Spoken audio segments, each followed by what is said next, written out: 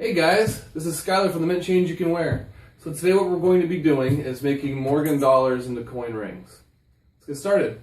So the first thing we need to talk about when we're talking about Morgan dollar coin rings is the hole size you punch in these coins to get the ring you want. I do these size 13 through size 18, and size 13 through size 16, 16 and a half is always going to be a 5/8 inch hole. After that it goes to a 3/4 inch hole for 16 and a half through 18. And I used to use a 1/2 inch hole on some of the smaller ones, but the ring is just too fat and too bulky, and it didn't look all that good. So I switched to only 5/8 inch hole, maybe a year or so ago. So for this first ring I'm going to make a size 13, and the first step is to punch the hole. So now we can go over the hole punching, the different ways you can do hole punching, but I have a video I'm going to link below about punching your hole. I'm going to opt and use the quickest, easiest method, which is this custom-made punch, and I'll have a video linked about the specifics on these also. But for now, I'm just going to go ahead and get started here. All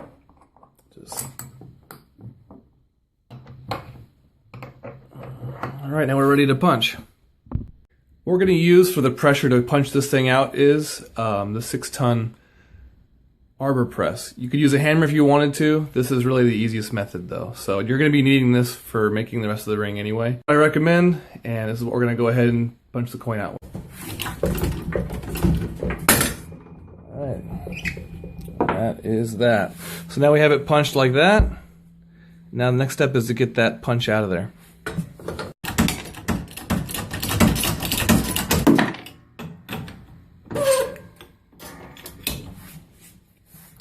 Okay, so the punch is out,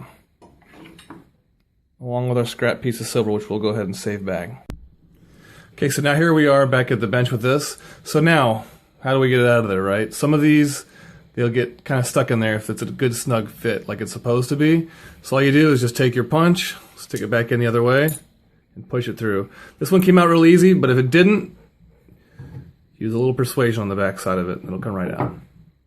So now we're on to annealing. So what we're doing here is annealing the coin. We're just softening it up and getting it ready for the forging process. What we want to do is get it to a nice dull red, maybe not even quite that hot, and we'll be ready to go. And we'll quench it and move to the next step. Alright, we're about there now. Quench it in some water. And now we are annealed and ready to go. So now that we have our coin all annealed, it's time to start talking about some tools we're going to need to finish the forging process. So what I have behind the coin here are 2 dies. These dies, I have a whole other video on specifics of these. It'll be the same video along with the hole punching specifics, so I won't go too far into that. But I have 2 here that I usually use when I'm making them, and I use 2 different sizes of ball bearings also. So the smaller one is a 24mm ball bearing, and I'll use that for a majority of the ones I'm going to be making. And then on the bigger ones, like 16 and a half through 18, I use a larger ball bearing, which is it's a 26mm. You can tell I don't use it that much because it's kind of rusty, and it was sitting out in the garage for a while, so probably have to sand it up before I use it, but it'll be just fine. So we're going to go ahead and get started with the first process. So the first thing we're going to do is, we need a die that's going to actually be able to fit this thing. So that one's a little too small. So I had this one made, it fits it real perfectly. And we're going to go ahead and start pressing it with the 24mm ball bearing. Okay, so now we have our ball bearing all positioned and ready to go inside the press. And you remember, if you watched that other video about the specifics on these tools, these dies and everything, I talked about how I played around with different angles and everything like that with these, and I found out 20 degrees was perfect. Well, here's one of the dies I was playing around with. It's not at 20 degrees, and so what happens is it's a little steeper of an angle, and it's a lot harder to keep the coin flush or flat, I guess square with the top of that die as we're going down. So I'm going to have to keep repositioning it until I get small enough to move to the smaller die that actually is 20 degrees and works a lot better. So that's what I'm going to start doing now. Get a 20 degree die, it'd probably go a lot smoother. So, word to the wise. This isn't too bad though. So you can see it's starting to get a little bit off kilter, so I'm going to go ahead and switch it right now and square it back up.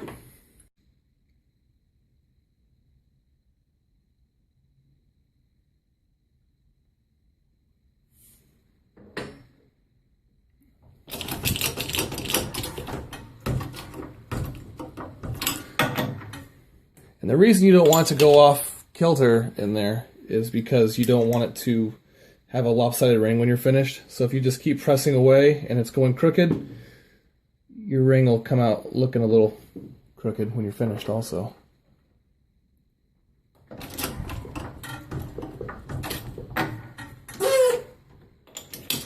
that might be about enough.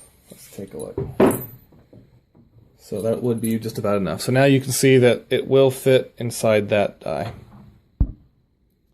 And we're going to go ahead and anneal it before we start any further so it doesn't split, and then we'll be right back pressing into this die.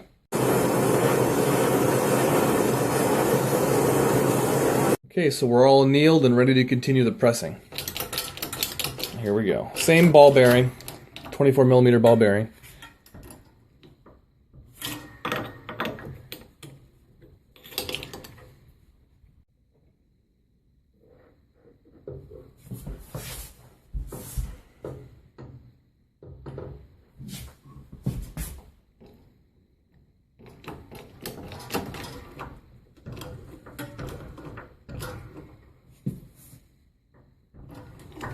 We're about through here, and that is it. It's bottomed out inside the die now.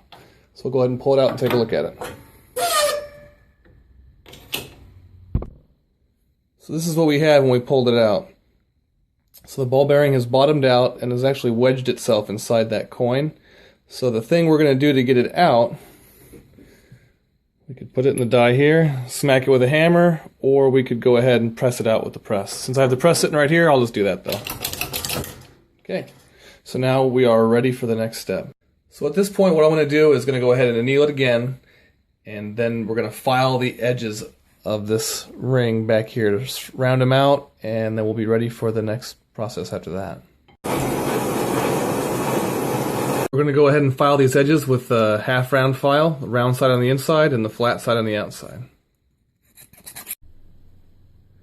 Okay, so you can see it's all been sanded and filed.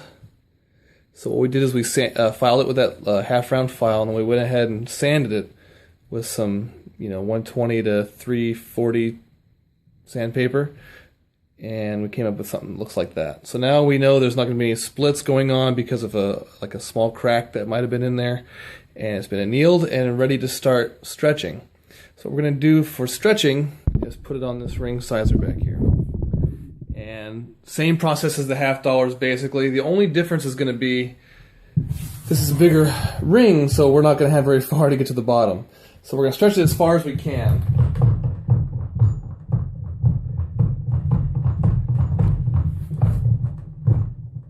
That's about it right there. So the problem here, and I'll get a little closer so you can see it here.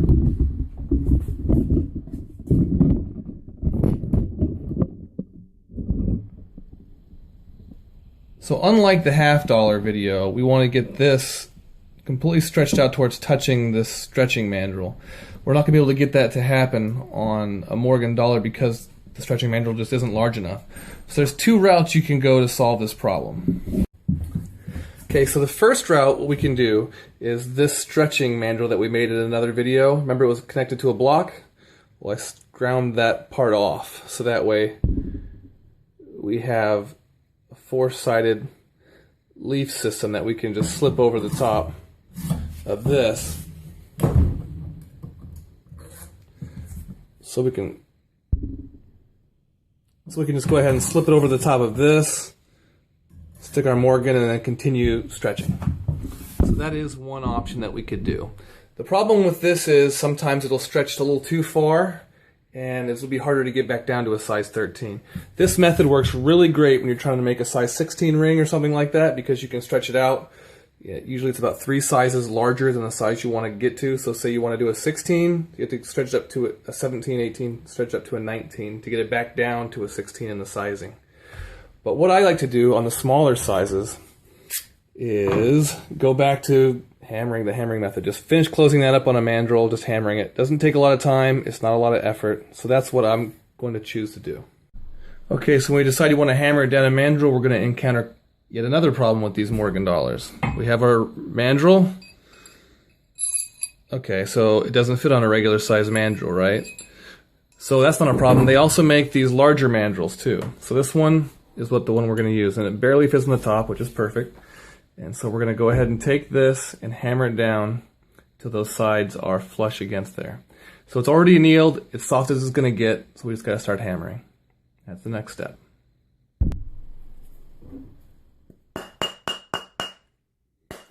Just keep turning as you hammer. Hammer it evenly like you would a regular $50 or a quarter during the hammering method.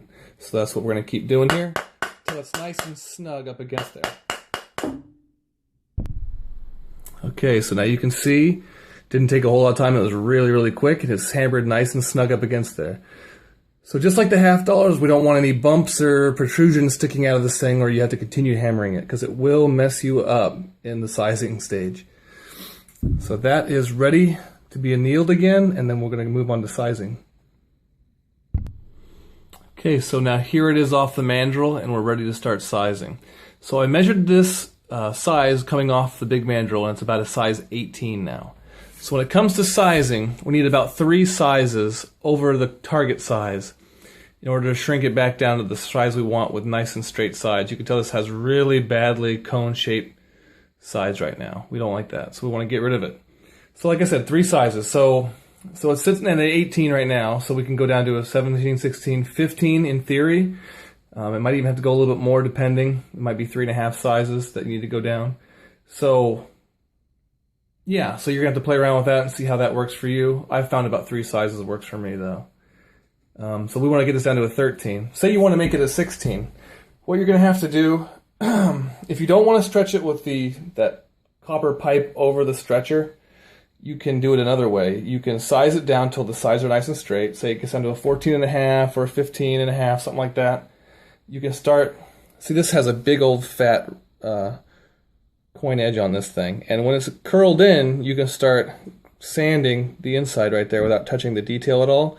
And you can bring it up quite a bit actually, depending on how much you sand off.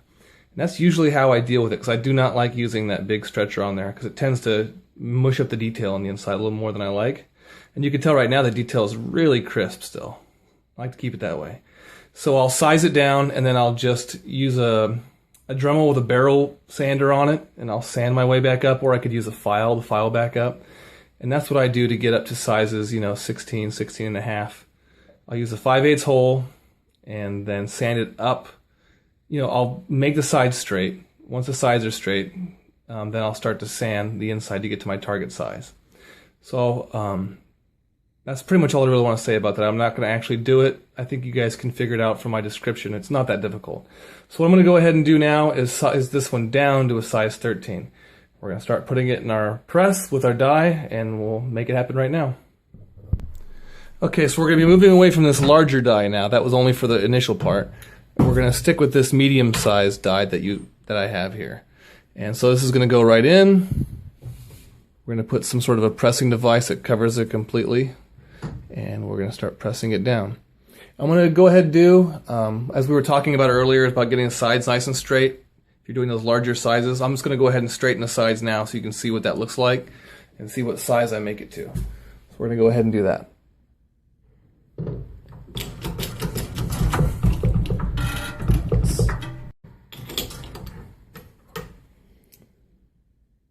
Okay, we are about there now. Let's take a look at it real quick.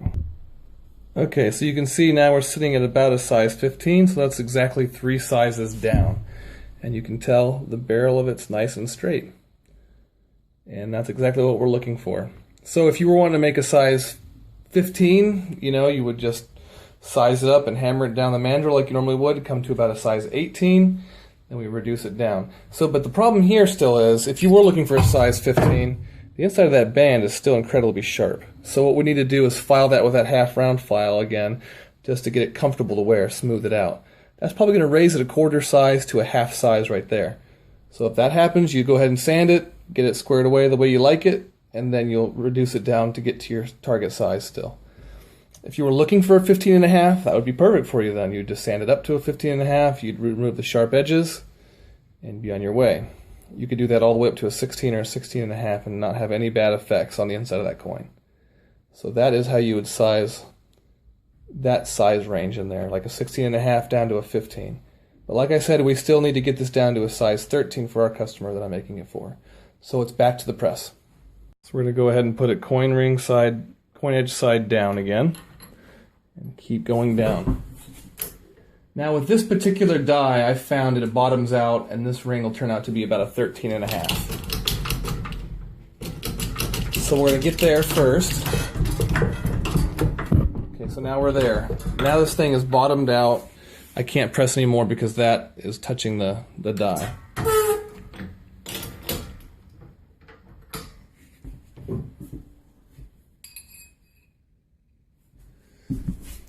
And now it is sitting right about, not quite 13.5, about 13.75 almost.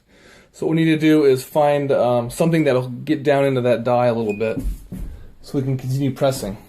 So what I have done is I have a socket that I ground off, and this is what I use. It'll go down further into that die, far enough for me anyway to get down to a size 13. So what I do, set that in there.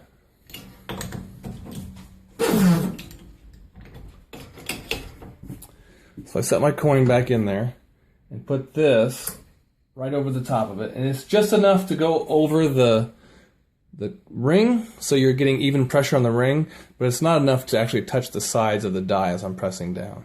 That's important. You want the ring to be completely covered, and you don't want anything touching the side of that die other than something soft like silver. You don't want steel touching steel. And then we're going to cover it with this one and begin to press.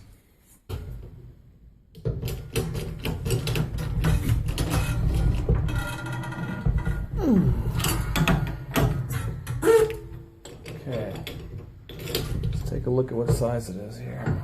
Okay, so now you can see we're at about a size 13. What we need to do is we need to keep going down a little bit farther so I can sand back that sharp edge. So I'm going to go down to about a 12.75, 12.5, something like that. And that's another thing. As I like to go, I like to compress evenly on both sides. So you can see I've already started to do the other side also. So that means that as I was pressing this down, I get to about size 13, and then I'll flip it around and then do a little compression on this side, so that way I keep those sides more or less even. You don't want to get overly flared out. You don't want to get overly flared out on one side and then turn it around and then have the whole thing kind of shift on you. And you'll have a cockeyed looking ring. So that's what I like to do, is just do it evenly. Do it a little bit on this side, a little bit of that side, until you get to your target size. So I'm going to go ahead and compress this a little bit farther to get down below a 13 just a tiny bit. Okay, so we're right where we want to be pretty much, just below a size 12.5. And I'm going to go ahead and now compress the other side to make the band look even, and then we'll start our sanding process. Okay, so instead of putting it in this coin edge side down, I'm going to flip it around, start reducing on this side.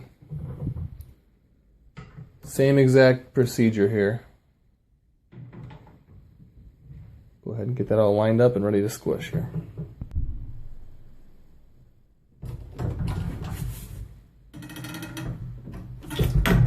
And be careful not to go too far, so check it pretty often. Okay, so now you can look at the band and see that it's looking about right now. So what we're going to go ahead and do now is start sanding the inside of that band with a file and some sandpaper just to get it smoothed out and get it back up to our target size of 13. Okay, so now it's been all sanded and sized, and it's sitting exactly at a 13.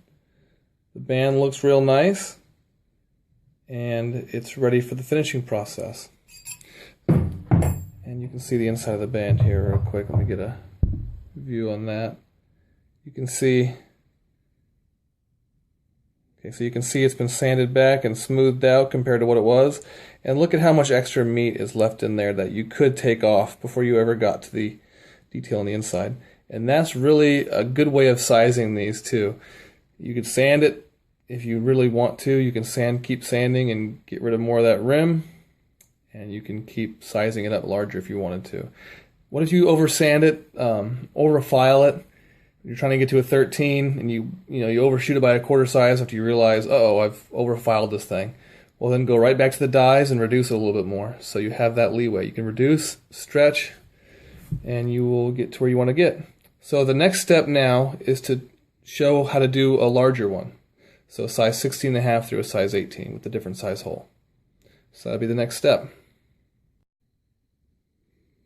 Okay, so now we got the larger sized hole one. This is going to be a 3/4 inch hole that I've punched in here. And with this one, we're going to go ahead and use the 26mm ball bearing for the whole thing. And this one I decided I am going to do tail side out so we can see what that one looks like. So if we're going to do it tail side out, that means it's got to be head side up in the die. So we'll set it head side up in the die and start pressing. But before that, we're going to go ahead and anneal it.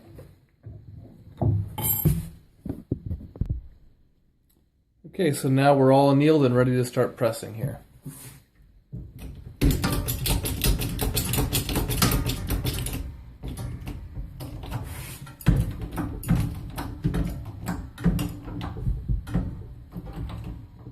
Just keep an eye that it's going down nicely in the center.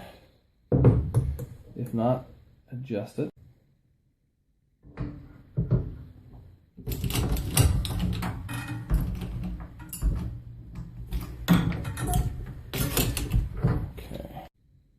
Okay, so we're about halfway through the process here, and it's about that far tapered now.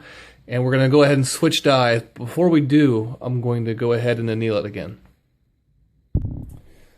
So now it's all annealed. We've switched to the smaller die, and we're going to do the last bit of pressing now.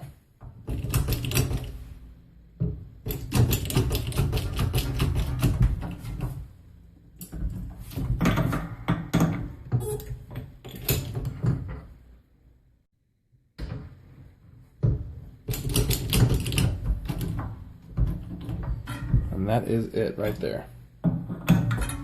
Okay, so now you can see it's been bottomed out in the press, and again the ball bearing's stuck in it, so we're going to go ahead and get that out the same way. But that is the taper we're looking at now. So the next step here is to see if we either want to do it on the ring stretcher with that sleeve over it, or we can go ahead and just hammer it out on the large mandrel.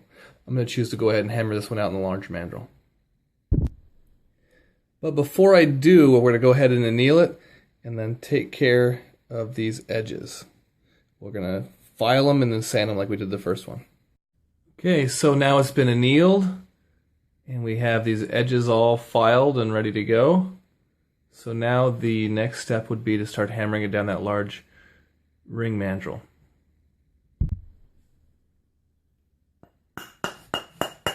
Alright, so it's all been hammered down now and it's all nice and tight up against the ring mandrel. It's sitting right about, let's see here, 19.5.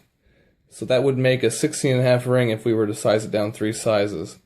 So we're going to go ahead and size it down, and then once we have it sized down, we'll go ahead and start, as soon as we have the sides flattened out, so you have to have nice straight sides because now we have a taper. Once their sides are straightened out, we're going to go ahead and start finish sizing. So I do it from size 16.5 to a size 18. And basically the way that's done is, the way I do it anyway, is I just take the extra meat out of the inside of here. And that's how I size the larger ones. And so we're going to go ahead and do that. But first what we really need to do is anneal it one more time before we go sizing. So now it's been annealed and we're ready to start sizing. So what we're doing is putting the coin edge side down because that's the side with the taper in it. We're going to start pressing it until we get rid of all that taper.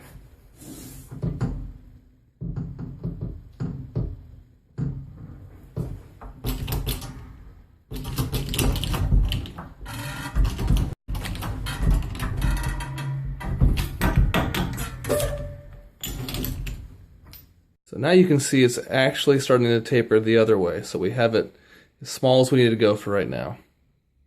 Let's check it on the ring sizer, see what it is. So now you can see we are at 16.25. And so that would be about perfect. If we wanted to make a 16.5, you just, take care of those sharp edges inside of there. And then you're going to have to, well, it's about straight. So you just take care of the sharp edges on the inside of this here, and you'd be right at a 16.5.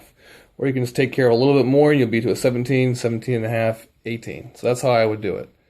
So I'm going to go ahead and finish this one up and see if I can't make it into a size 17 ring real quick. So the first step is take our half round file again and start sanding this inside out. So now it's sized up to a size 17 ring, and you can see the sides are nice and straight and looks pretty good. So we could continue to file it down if you wanted to get to a size 18, but I'm going to stop at 17. It's fine. You can see there's quite a bit more room left to go in there too, so we could take it quite a bit more. The reason I'm doing the filing is it's just a lot easier for me to do that than try figuring out a way to make my ring stretcher larger. And so filing was what I've always done. The that sleeve that I showed earlier is very, very new to me, so I haven't really had a chance to use it a whole lot, so I just stick with the old method for now. I'm sure that sleeve will work just fine though. But that is pretty much the size 17. Now the next thing would be to clean it up and do the antiquing process. And that's going to be shown. We have another video that shows how to antique silver coin rings, but I will show you the finished product when we're done.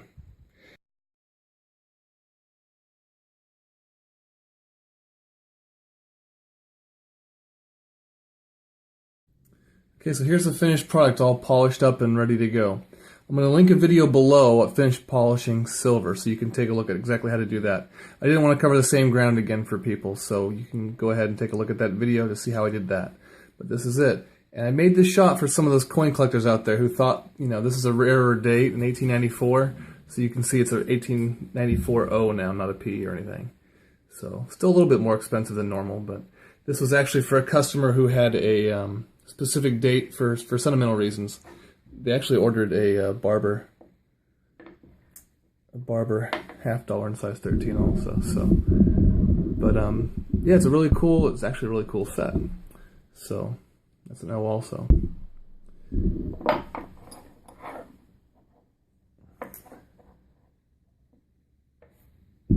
So hopefully this video was helpful for you guys, and if it was, please like it and subscribe.